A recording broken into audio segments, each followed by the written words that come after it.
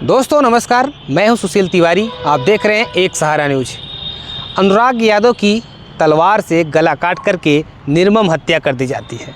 मामला आया कि अनुराग यादव के गला काटने में सबसे बड़ी भूमिका रमेश यादव और उसके पिता लालता यादव की थी, और उसके बाद परिवार के लोगों ने किस तरह से अनुराग यादव को घेर करके मारा, इसकी कहानी तो आप जानते हैं।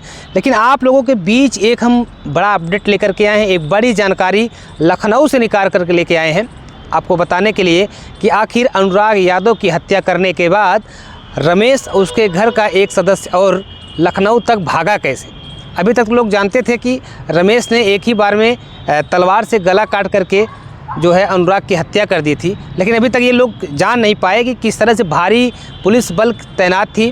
गांव पूरा छावनी में तब्दील हो गया था। जिस तरह से एसपी अजय पाल शर्मा पहुंचते हैं, थाने की फ़ोर्स पहुंचती है और साथ ही कई और थानों की फ़ोर्स पहुंचती है। उसके बाद अपराधी किस तरह से गला काट करके वो आसानी से भाग जाते हैं।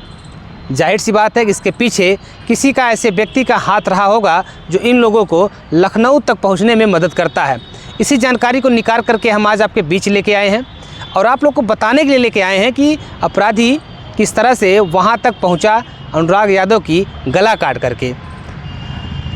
जौनपुर के और लखनऊ के दूरी लगभग 200 किलोमीटर के ऊपर है और लोग आसानी से रमेश अपने एक घर के सदस्य को लेकर के लखनऊ पहुंच जाता है। लखनऊ के अलीगंज थाने में बड़े ही फिल्मी अंदाज में अपने आप को सरेंडर कर देता है। उसकी कहानी आपको बताएंगे, आप सुनेंगे तो सोचेंगे कि वास्तव में इसके पीछे किसी एक शातिर व्यक्ति का या फिर किसी पैसे पुलिस वाले का हाथ रहा होगा जो लखनऊ तक पहुंचने में रमेश की मदद किया। तो मैंने वहां के कुछ पुलिस अधिकारियों से बात किया तो उन्होंने बताया कि किस तरह से रमेश वहां पहुंचा, किस तरह से सिलेंडर हुआ। उन्होंने जब बातचीत किया तो रमेश ने क्या कुछ बताया। दरअसल हत्या होने के बाद रमेश यादव के पिता लालता यादव घर में छिप जाते हैं और घर के सारे सदस्य जो है भाग जाते हैं, जिसमें से रमेश और उसका एक नाबालिग घर का सदस्य रमेश के साथ ही निकल जाते हैं लखनऊ। वो घर से हत्या होने के बाद जब उनको ये लगा कि वो पूरी तरह से घिर चुके हैं, उसके बाद वो घर से निकलते हैं, सीधा भाग करके चले आते हैं जौनपुर रोडवेज। अब यहीं से कहानी स्टार्ट होती है। रमेश की हत्या करने के बाद भागने की कहानी रमेश की यहीं से स्टार्ट होती है। उसके बाद वो लोग यहाँ पहुँचते हैं रोडवेज, जौनपुर के रोडवेज पर पहुँचते हैं। वो बिना किसी देरी के बस का इंतज़ार करते हैं और जैसे ही लखनऊ की उनको बस मिलती है वो बस में बैठ करके लखनऊ पहुँच जाते हैं। उसके बाद लखनऊ में पहुँचने के बाद वहाँ पे वो जो है पुलिस स्टेशन खोजते हैं। जिस तरह से मुझे जानकारी मिली है मैं ठीक उसी तरह से आपको जानकारी दे रहा हूँ। पुलिस स्टेशन खोजते हैं, उसके बाद कुछ व्यक्तियों से पूछते हैं यहाँ कोई पुलिस स्टेशन है या यहाँ कोई पुलिस चौकी है, क्योंकि मैं उस पुलिस चौकी पर जाना चाहता हूँ। इसके पीछे किसका हाथ था। इस दौरान रमेश जो है फ़ोन पे लगातार संपर्क भी करता रहा। हालांकि किससे संपर्क करता रहा ये तो डिटेल नहीं निकल पाया, लेकिन फ़ोन से वो लगातार जो किसी के संपर्क बना था, जिसकी वजह से वो लखनऊ तक आसानी से पहुंच गया। जब हमने संपर्क किया पुलिस अधिकारियों से तो वो बयान देने से इसलिए मना कर दिए, कहा कि ये हमारे क्षेत्र की घटना नहीं है, हमारे क्षेत्र में हत्या नहीं हुई है, हमारे यहाँ सिर्फ उस सिलेंडर किया था, इसलिए हम नाम न छापने की और आधिकारिक तौर से न बताते हुए उन्होंने इस तरह से जानकारी दी किस तरह से पूरे मामले को जो है रमेश ने किया था। पूरे मामले में किस तरह से रमेश जो है लखनऊ तक पहुंचा था। तो उसमें लखनऊ पहुंचने के बाद रमेश जो है वहां पर पुलिस स्टेशन खोजता है सिलेंडर करने के लिए। कई लोगों से बात किया, फिर वहां पे पुलिस स्टेशन पे जब वो पूछता है तो ऐसे में जो अपने जौनपुर में जिसे कोबरा पुलिस बोली जाती है, CIO बोले जाते हैं, जिसमें 2 पुलिसकर्मी अपाची से आप लोग देखे होंगे कि लेके के क्षेत्र में टहलते रहते हैं, किसी भी गतिविधि को कैद करते रहते हैं जिससे पुलिस व्यवस्था को मजबूत किया जा सके। तो उनसे उसका संपर्क होता है। तो वो पूछते हैं कि यहाँ पे कोई पुलिस स्टेशन है, जो नज़दीक में पुलिस स्टेशन हो या कोई भी स्टेशन हो या कोई पुलिस चौकी हो, हमें वहाँ जाना है। तो वो लोग पूछते हैं कि आप वहाँ क्यों जाना चाहते हैं, क्या मामला आपका है, हम आपकी मदद क्या कर सकते हैं। तो उन्होंने कहा कि मैं जौनपुर में गौराबाद शाहपुर थाना क्षेत्र में तलवार से गला काट करके हत्या करके मैं यहाँ तक आया हूँ और मैं अपने आप को सरेंडर करना चाहता हूँ। अब यहीं से कहानी स्टार्ट होती है। उसके बाद वो पुलिस वाला थोड़ा सा एक्टिव होता है कि अगर ऐसा कह रहा है तो क्या कुछ मामला है। 2 पुलिस कर्मियों में से एक पुलिस वाला जो है उतर जाता है बाइक से, और दूसरा जो पुलिसकर्मी है वो अपने दोनों को बाइक पे बैठा करके अलीगंज थाने पे ले जाता है। अलीगंज थाने पे ले जाता है और सारी जानकारी जब वहाँ पे मौजूद इंस्पेक्टर विनोद तिवारी को बताता है तो उन्होंने बाहर थे, लेकिन विनोद तिवारी ने कहा कि उन लोगों को बैठाओ, अभी हम आते हैं तो देखते हैं। फिर क्या होता है, उतने में वहाँ एक इंस्पेक्टर से बड़े कद के पुलिसकर्मी जो है पुलिस अधिकारी वहाँ बैठे पहुँच जाते हैं और उनके पास एसटीएफ का फ़ोन आता है। एसटीएफ का फ़ोन आता है, लखनऊ में ही एक थाना क्षेत्र है गाजीपुर थाने पर जो है, जैसा कि मुझे जानकारी दी गई, वहाँ पर एसटीएफ फ़ोन करती है कि 2 अपराधी जो है लखनऊ में आए हैं और शायद है कि आपके ही थाने पे वो पकड़े गए हैं।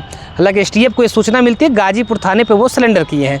तो ऐसे में जब एसटीएफ का फ़ोन आने से पुलिस के जो पुलिसकर्मी रहते हैं, जो एसएचओ रहते हैं, जो वहाँ के पुलिस अधिकारी रहते हैं, एसटीएफ के फ़ोन के बाद वो लगातार जो है एक्टिव होते हैं, सतर्क हो जाते हैं।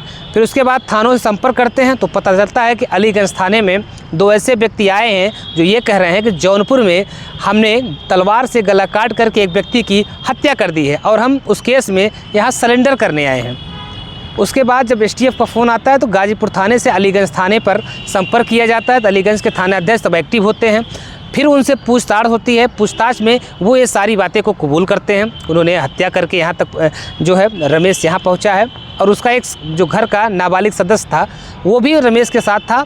उसके बाद सारी घटना की जब जानकारी पूरी तरह से पुलिस अधिकारियों के द्वारा ली जाती है, वो भी एक तरह से सन्न रह जाते हैं कि इतना बड़ा अपराधी आखिर जौनपुर से कैसे भाग करके यहाँ तक चला आया।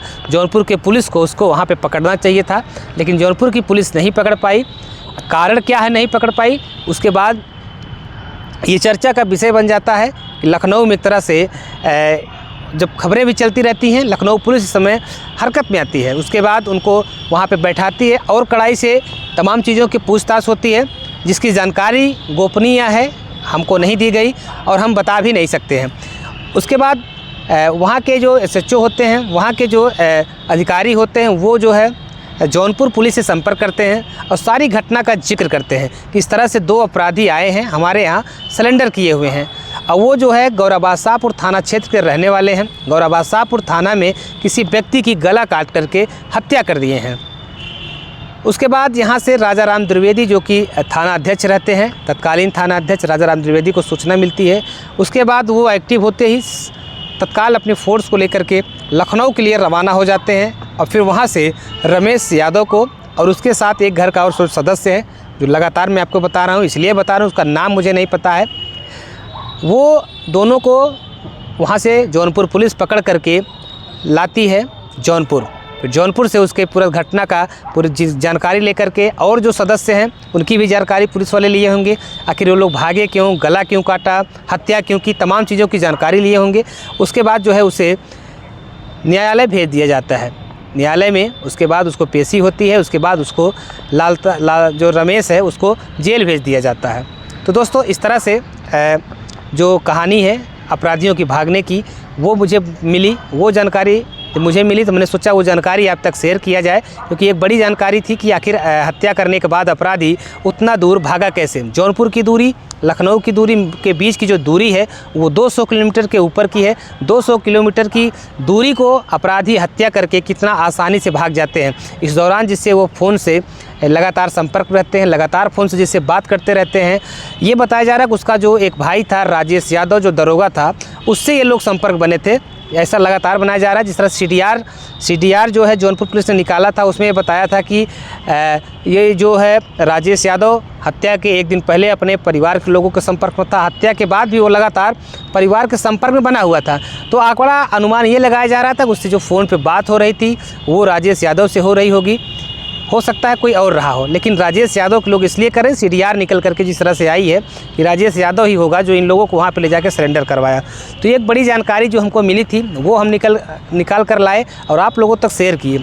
इस जानकारी को आप लोग को कैसी लगी है जानकारी आप लोग ज़रूर कमेंट बॉक्स बताइएगा और साथ ही आप लोग ईश्वर से प्रार्थना करिए या फिर ये मांग करिए लगातार कि अनुराग यादव को इस पूरे मामले में न्याय मिल जाए। अनुराग का जो परिवार है, जो पीड़ित परिवार है, जो अनुराग के याद में लगातार घुट घुट के मर रहा है, माँ रो रही है, पिता रो रहा है, बहन जो है वो लगातार घर की आर्थिक स्थिति, घर की सारी जिम्मेदारियों को संभाल रही है, उसको न्याय मिल जाए।